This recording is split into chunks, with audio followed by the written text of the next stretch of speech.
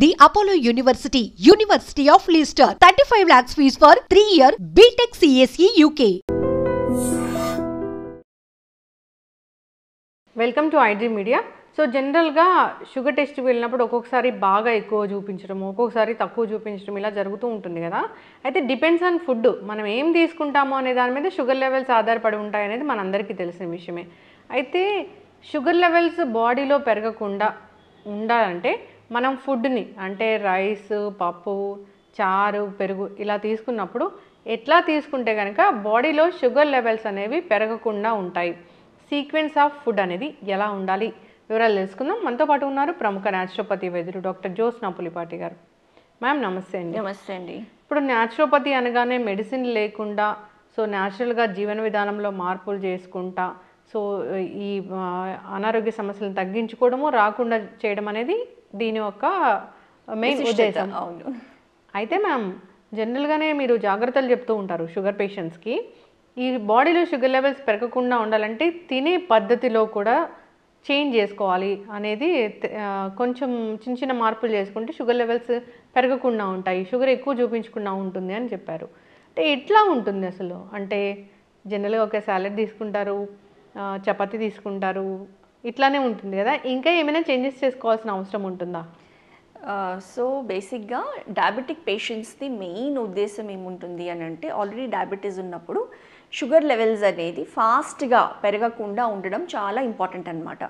అందులో మనం డయట్లో ఆల్రెడీ మనం ఎన్నో వీడియోస్లో చెప్పి ఉన్నాము, glycemic index based foods. For example మన రైస్ అయితే గనక గ్లైసెమిక్ ఇండెక్స్ అనేది ఎక్కువ ఉంటుంది. అదే మనం రైస్ బదులు మిల్లెట్స్ తీసుకున్నాము అని అంటే గ్లైసెమిక్ ఇండెక్స్ అనేది తక్కువ ఉంటుంది. దాని అర్థం ఏంటి అని అంటే, ఆ ఫుడ్ తీసుకున్నప్పుడు ఎంత ఫాస్ట్గా బ్లడ్లోకి షుగర్ లెవెల్స్ అనేది అబ్జార్బ్ అయ్యి దాని లెవెల్స్ అనేది పెంచుతాయి అన్నది.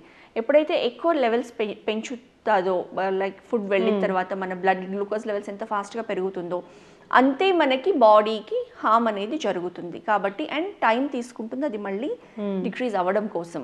అండ్ ఎందుకనంటే ఇన్సులిన్ రెసిస్టెన్స్ అనేది ఆటోమేటిక్గా డయాబెటిక్స్లో ఉంటుంది. కాబట్టి ఈ ప్రాసెస్ అనేది ఎవ్రీ మీల్తో కూడుకొని ఉంటుంది. కాబట్టి వీలైనంత వరకు ఫుడ్స్ ఏవైతే ఎక్కువ స్పైక్ ఆఫ్ బ్లడ్ షుగర్స్ కాకుండా చూసుకోవడం అనేది ముఖ్య ఉద్దేశం అన్నమాట. సో అలాంటి దాంట్లో మనం సేమ్ ఫుడ్, మన ప్లేట్లో పెట్టుకున్న సేమ్ ఫుడ్ని ఒక సీక్వెన్స్ మారిస్తేనే మనకి బ్లడ్ షుగర్ స్పైక్ అవ్వకుండా హెల్ప్ చేసే సీక్వెన్స్ అనేది చాలా ఇంపార్టెంట్. సో ఆ సీక్వెన్స్లో ఫస్ట్ మనము మామూలుగా రైస్ కానివ్వండి, వీట్ కానివ్వండి, ఒక దాల్ లేకపోతే ఒక ప్రోటీన్ సోర్స్ ఏదైనా చోలే, రాజ్మా ఇట్లాంటివి పెట్టుకుంటాము. అండ్ మనము ఒక కర్రీ, వెజిటబుల్ కర్రీ అనేది పెట్టుకుంటాం ఖచ్చితంగా. అండ్ ఆరోగ్యానికి చాలా మంచిది, ఫైబర్ ఉండడం కాబట్టి సలాడ్స్ అనేది ఇంక్లూడ్ చేసుకుంటాం. కీరానో, క్యారెటో, బీట్రూటో, టొమాటోస్ ఇట్లాంటివి అనమాట.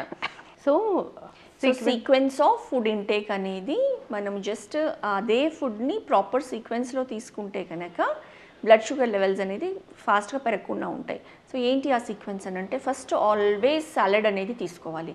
సో సాలడ్ తీసుకున్నప్పుడు మనకి ఫైబర్ ఇంటేక్ వెళ్ళిన తర్వాత ఆటోమేటిక్గా దాని తర్వాత తీసుకున్న ఏ ఫుడ్ అయినా కానివ్వండి very slowly it will get absorbed and స్లోగా దాని ఎనర్జీ కన్వర్షన్ అనేది ఉంటుంది. అండ్ స్లోగా బ్లడ్ షుగర్ లెవెల్స్ అనేది ఫాస్ట్గా లేకుండా స్లోగానే అబ్జార్బ్ అవుతుంది అనమాట. సో ఫస్ట్ ఆల్వేస్ సాలడ్ తీసుకొని దాని తర్వాత ప్రోటీన్. సో ప్రోటీన్ ఉన్న ఫుడ్లో ఎప్పుడైనా కానివ్వండి పప్పు లేకపోతే ఇంకా ఏదైనా ప్రోటీన్ సోర్స్ ఏదైతే ఉందో దాన్ని ఫస్ట్ తీసుకోవాలి. సో ఆల్వేస్ రా ఫుడ్, ప్రోటీన్, తర్వాతనే ఇంకా మిగతా కార్బోహైడ్రేట్స్ ఏదైతే ఉంటుందో అది ఎండ్కి తీసుకోవాలన్నమాట.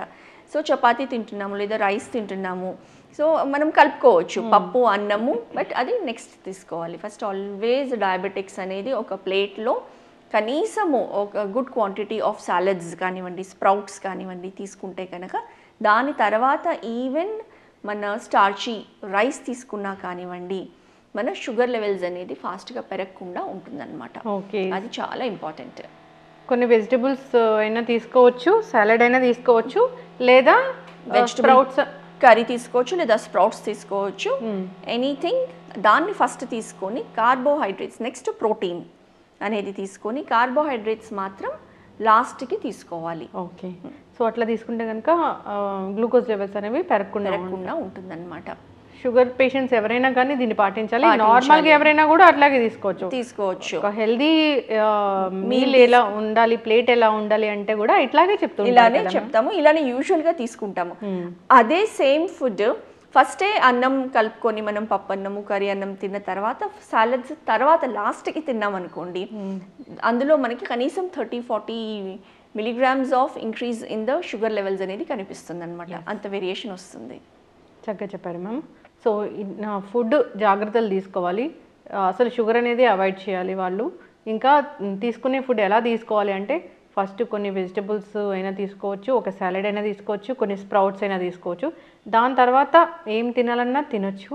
అట్లా అంటే రైస్, దాలు అలాంటివి, కర్డ్ ఇట్లా తీసుకోవచ్చు. నార్మల్ మనం ఫుడ్ ఎలాంటి ఫుడ్ తీసుకుంటామో అలానే తీసుకోవచ్చు. సో దానివల్ల షుగర్ లెవెల్స్ అనేవి స్పైక్ అవ్వకుండా ఉంటాయి. చక్కటి ఇన్ఫర్మేషన్ మ్యామ్, అందరూ ఫాలో అవ్వాలని కోరుకున్నాం. ధన్యవాదాలు. నమస్తే అండి.